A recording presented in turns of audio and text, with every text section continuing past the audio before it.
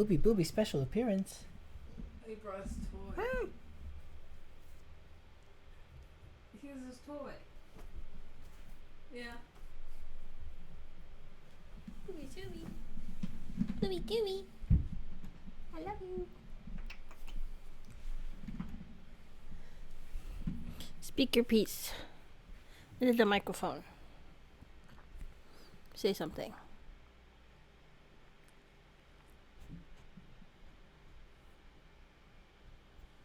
Hey, Roland. Say something.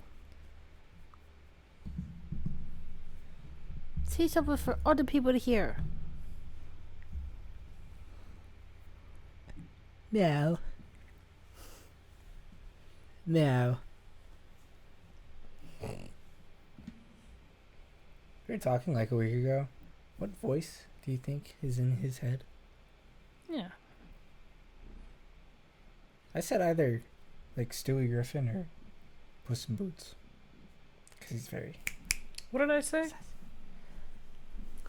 I think you said like a snobby, like Yorkshire accent. Like... meow. Did I say? Yeah, something like that. Something European. European. Oh no. I also said Dr. Richtofen. Look at that. Look at that. Because I can just see him be really just rambunctious like that if he could speak. That'd be awful. Meow! Well, this is Conor McGregor. This is not a normal episode. Kinda talking about recent events regarding us. And something really annoying that kind of happened. We're not dying. But Oblv will give more insight. But basically, she got scammed. That dude basically did the old soda machine scam and put the quarter in, got the soda, took the quarter out. Explain. Okay. So, I guess I should preface by saying that I went to college in the city. A very Prestigious. art college, I guess. In Philly. I went there for 2 years before I moved out of my house. Now we're here. But I made a portfolio website for my graphic design work. Just for me, and put in job resumes and stuff like that. But on that website, I have a contact page, and you're able to basically send me a message. It'll hit my email, and then I can email you back if you have a job. And this guy, well, I guess I should also say that I got scammed. That's where the story's going. So, I got an email from this guy. His name is Ryan Kraft. Says, "Good day. I am Ryan, the organizer for an upcoming workshop on ancient and modern architectural designs. I have a hearing impairment, so please let me know if there is any specific way you prefer to communicate. We are seeking an experienced designer for a project showcasing community-centered designs. Please let me know your rate for the project, and payment will be made up front." And the meme, basically, of being in the art industry is, I'll give you exposure. Or not getting paid at all. So, usually, the whole thing is like a half full payment up front. Just knowing that you secure your spot in the job. So, I emailed him back. Yes, I have all this in paper because I made a police report. So, I said, hello, I'm interested in learning more about your project. Do you have a website I'm able to check out? Depending on the outline of this project,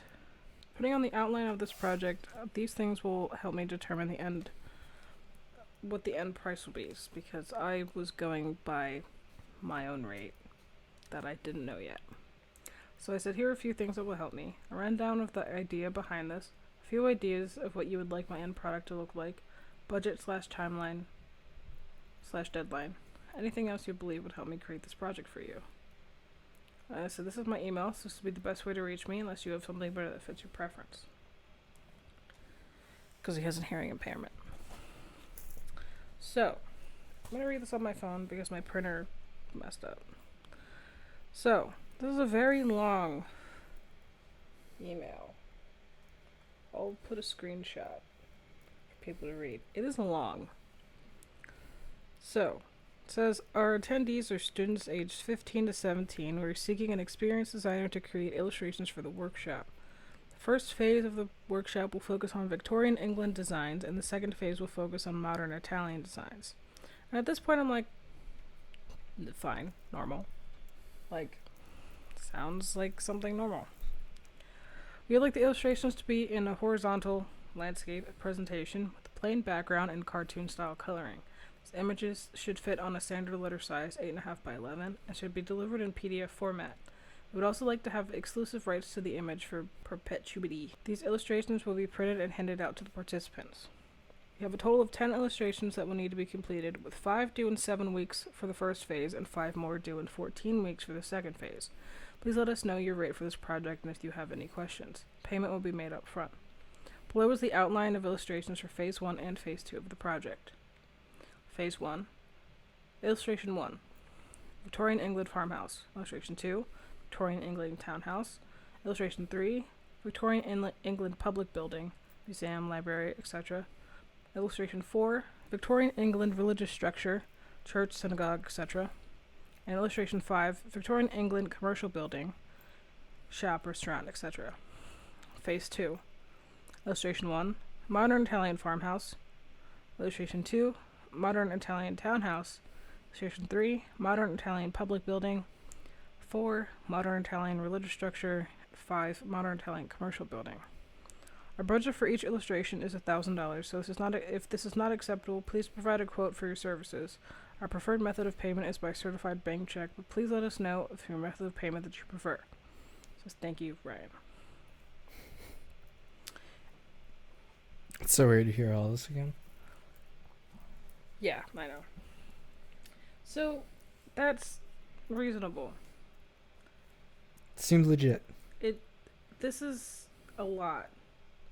It was properly formatted. He knew a lot about the delivery of images and everything like that. Understanding that they would need to collect the rights from me so that I can't go on and say that they're using my artwork. There's 2 phases. There's a lot in the phases. And it seems all normal to me. So I emailed him back wondering what the style of illustration he would like them to be in and if I was comfortable with it, because I'm not an illustrator. I don't draw. I'm a graphic designer. They're a little different. So if he wanted me to like paint these things, I would have said no, because I'm not comfortable with that. Basically, he sent me 2 attachments for the email, and I'll show them. But they're not really drawings. They're almost like CAD. Yeah. Very straight lines. Yeah, which is fine. Yeah. And it says that I've informed the sponsor that he has agreed to send you a cashier's check or a bank certified check for the quoted price. He would like to make a part/full-time payment, just so you know you have my job with you. In the meantime, do get back to me with your information in the format below. And he seated everything that he would need me to send this check. After that, I asked him where he found my website, because I only attach it in my job applications. And he said that he just found it on the portfolio website. And granted, I don't use that portfolio website for anything other than editing my portfolio, so I'm not on there leisurely. So I know that you could find people on there, but I don't know how. I don't know how hard it is. I don't know how easy it is. So, and then on January 18th, I received the check in the mail. I immediately put it in the safe because I don't deposit checks right away. And then he emailed me telling me to deposit the check and to send him the deposit receipt so he can have it for his records, which is fine. If it's a business, they need it for taxes. If it's just a person that's super anal about all of their checks, then that's fine. So I sent him the deposit receipt. And I also sent, after that, I emailed him a picture of a sketch that I drew out already. And by then, he texted me. And I had his phone number at that point. And before all this happened, I was still very Nervous? yeah, about it. The job in general, and also just thinking that I would be led on to think I would have a job, not that I would be scammed. So I watch a lot of catfish. And I decided to try to see if this guy was real. So I had his email, looked up his email, and it comes back to a YouTube channel that has this guy's face on it. And he was doing ASL translations. Fine. Could be doing ASL because he has a hearing impairment. That made sense. Made a lot of sense. So then I found his Instagram and his TikTok, both which were private / don't have anything on it, but it was the same guy. So that just made all the more sense. He had a sponsor. The name on the check was a lumber company in Washington State. Fine. People get sponsored all the time. Little leagues are sponsored by literally anybody who would sponsor them. Little league team where we're from is sponsored by freaking Hatfield Meats. Yeah. All they make is hot dogs. Bunch of welding shops I used to work for would sponsor local little leagues, kiddie football, stuff like that. Like, so it's unheard of that, it's not unheard of that a lumber company would maybe sponsor a project for, kids. Yeah. I mean, the lumber company is real. It's a real company in Washington. Mm-hmm. The address on the check matched up. The bank that the check was from matched up with the account and routing numbers. So, and the money was deposited in my bank account the next day. However, the next day, he let me know, telling me that the sponsor has had a family emergency and that they would need to cancel the second phase of the project. And I'm like, that's fine. So I needed to refund them the $5,000 for the second project. So I did.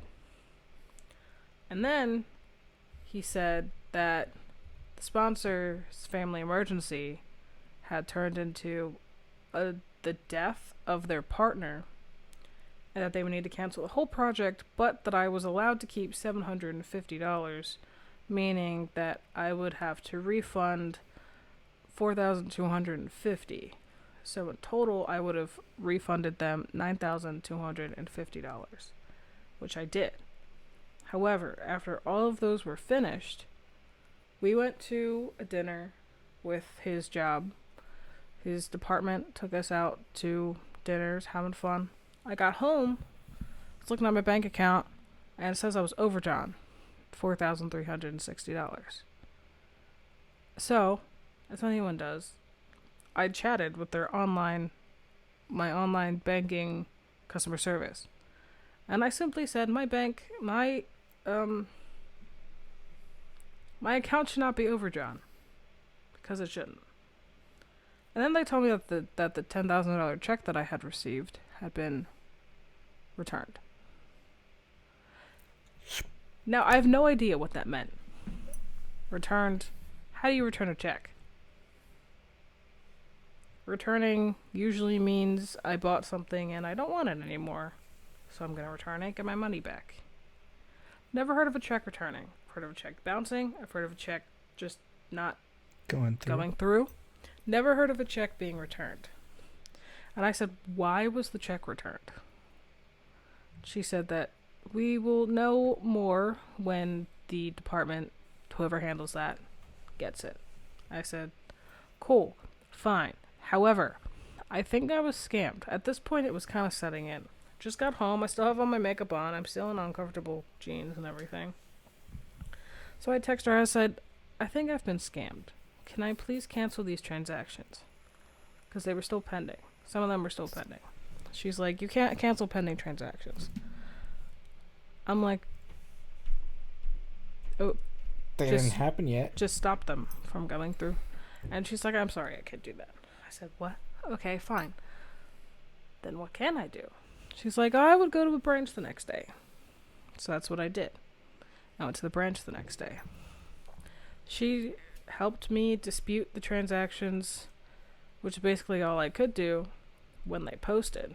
Just dispute them and see what they tell me. But she looked at the check and she's like, these account and routing numbers look funny. I'm like, what do you mean? She's like, well, this part is the check number, and this part is the account number, and this part is the routing number. And I'm literally looking at her like she has 3 heads because I have no idea. I know how to write a check. That's about it. It was just the way that she was expecting us to know what a fake check looked like. Like, it had a heat seal on it. Yeah. The heat seal worked. Yeah. But she just said it was really good paper. I was like, okay. Not my fault. We don't work at a bank. We don't know this.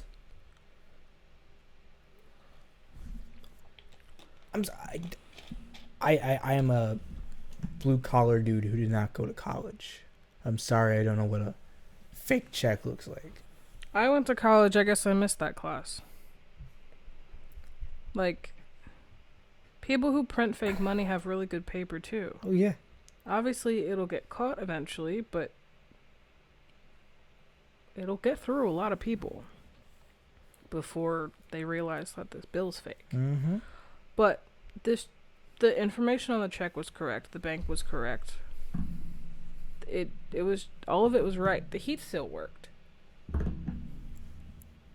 And there's other security measures on that check, and they were all, like, working. Like, they all worked. So I had no reason to believe this check was fake.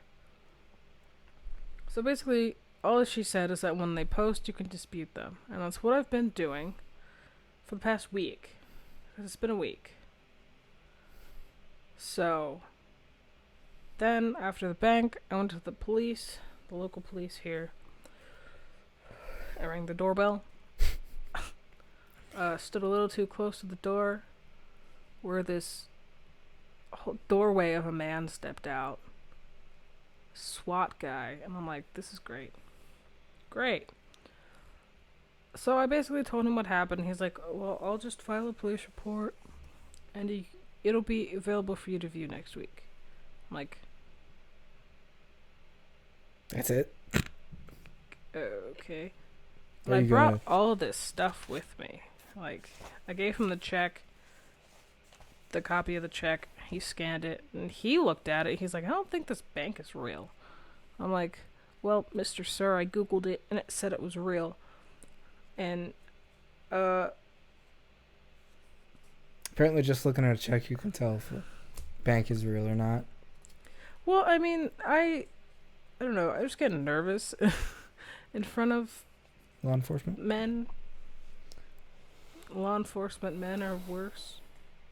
But yeah, I just kind of just crumbled. Everything that I was going to say, I didn't, of course, because I was nervous. But I have all of our text messages. Yeah. I have all of our emails. What is this? I have all the people that I've spoken to. On the phone and off the phone, who I've sent money to. Who I tried to send money to. The sponsor, who is apparently real. The place, the lumber company. The people's handles that I've used to pay them. The confirmation codes from Zelle, because I used Zelle. However, after this kind of went down, I decided to look more into the people that I sent money to. Because when I sent them the money, I fully believed that it was just a bad coincidence. Like, just bad timing. And that's fine, because that happens a lot. It happens to me sometimes. Sometimes I just can't do something because it's bad timing, like I was going to. And there was no other reason why this guy would make up all of this stuff and say that he's got a workshop with like 15 to 17-year-olds and he's doing all this stuff. That made a lot of sense, especially coming from an art school. It sounded like a regular workshop. And it sounded like he was going by semesters or marking periods or something because of the phases. It just made sense. And the guy checked out. He was the guy. But then, so like I said before, I watch a lot of Catfish. So I know how they look up people and how they can find people. And I know it's a reality TV show, but the software that they use is real software.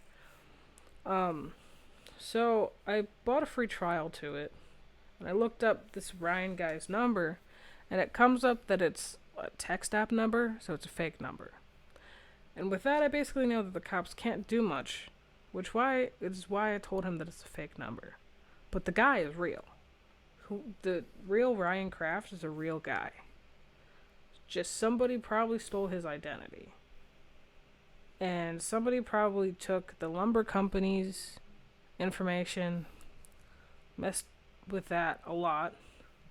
And then I looked up the other people that I paid, and I could find nothing. Yeah. And the envelope of the check came in, it has an address on it, but it also has like a company above the address. It's called Okay, go get it. Yeah. But the address is just somewhere in California. Like, it's a nice house in California. Try Smart Cookies Inc. Try Smart Cookies Inc. And I googled that, and that literally came up to be nothing. But the address, it's a real address in Long Beach, California. Like, it's a real house, obviously. Yeah. And somebody paid UPS to next day air this to me. Like, it's literally next day air. The best part was the cop was listening to all of this, and he said, oh, yeah, the Borough building got all the information was hacked like a week ago.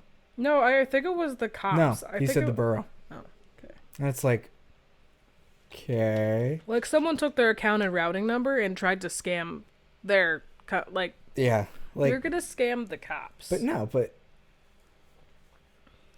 want to take this a little more seriously? Like, it just seems like everybody was talking down to us, like we're fucking stupid, and that was like making me mad all day. It's like, I'm already mad enough. I pushed her to come out of her comfort zone and accept this job because everything seemed legit.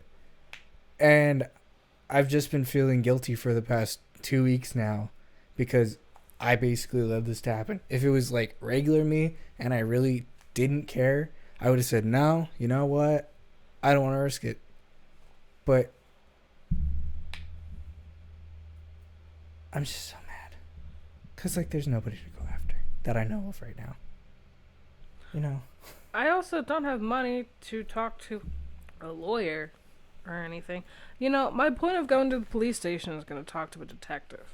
Somebody that I can lay out all my stuff that I've done. And show them that this is a lot bigger than me being naive and accepting a hunk of money. Yeah. There was a full job behind it. There's a plan. There's a whole plan behind it. It's not just like a get-rich-quick scheme that I fell into. This is a scam. Like a large scam. Scary scam. Like it's a lot bigger than I think it is. I believe. So.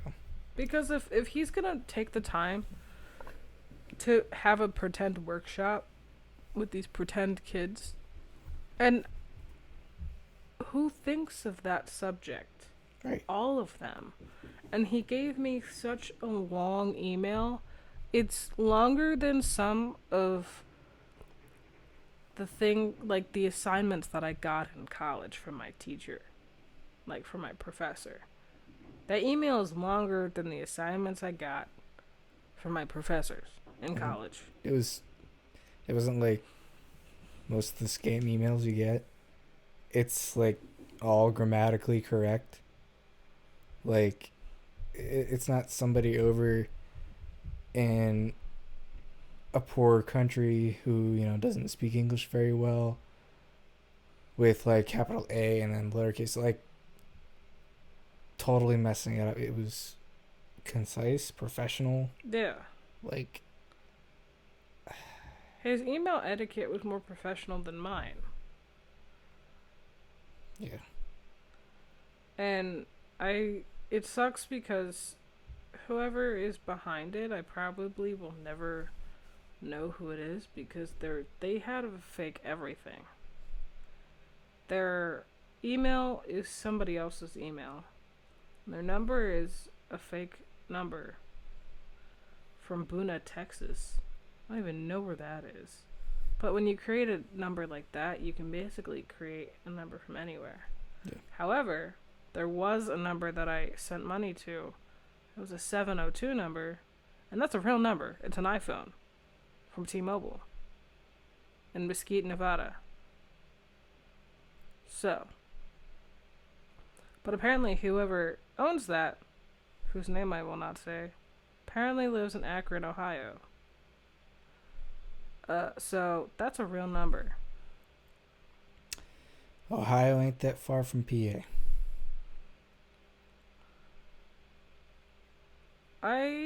So basically the reason why I'm making this video is maybe somebody who is going through something like this.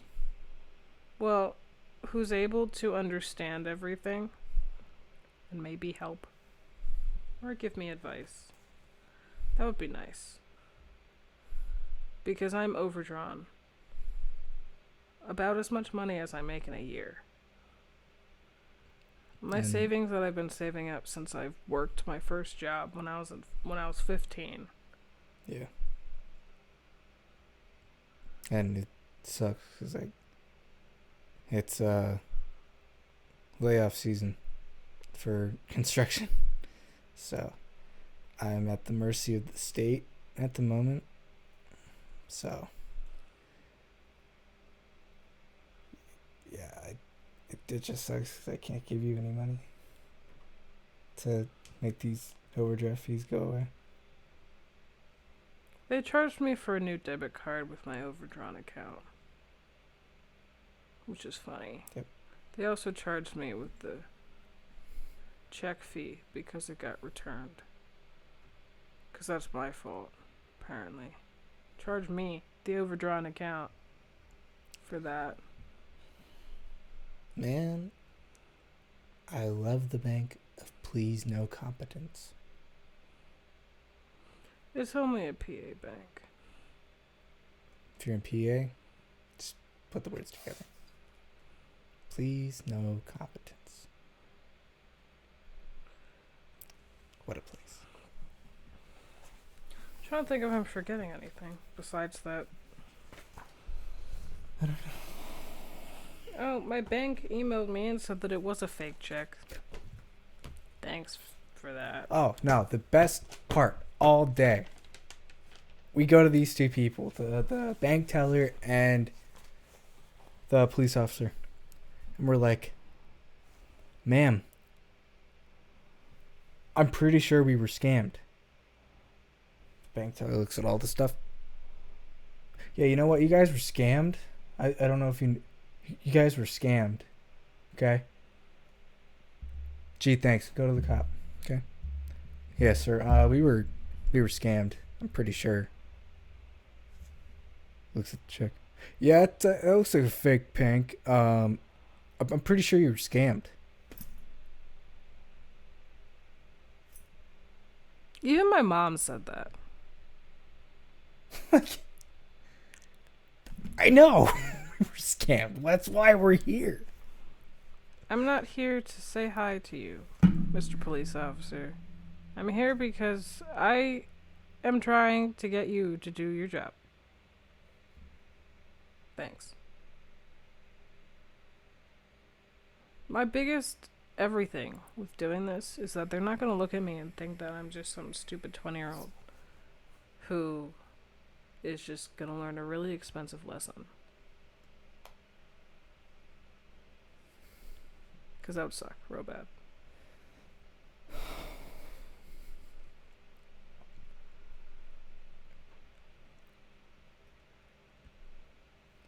But I contacted the Attorney General that handles scams like this. And because it's under the Federal Trade Commission, you can do this if you get scammed. So I did. So they emailed me. I filled out this big form. It didn't have enough characters for me to type my whole story into. Now I'm in contact with this lady named Ginger, whose my faith is going into. Please, Ginger. You're our only hope. Whatever I've got. I mean, I don't have any lawyer anything.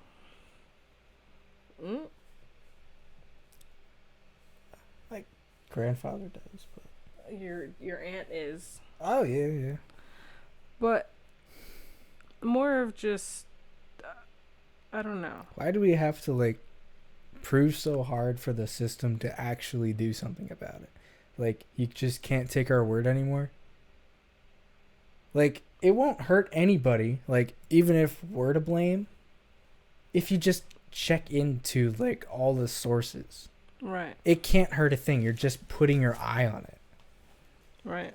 Just to see if it is legit, or if it's like, oh, these guys were legitimately scammed by this person, X, Y, and Z. You're the United States government, man. You know more about other countries than the country that you're in. Like, I'm just saying. Like, they should know who took our fluffing money. It's just annoying because I know that it's probably not going to go anywhere. No. Because it's a fake name. The only real person is whoever owns that iPhone.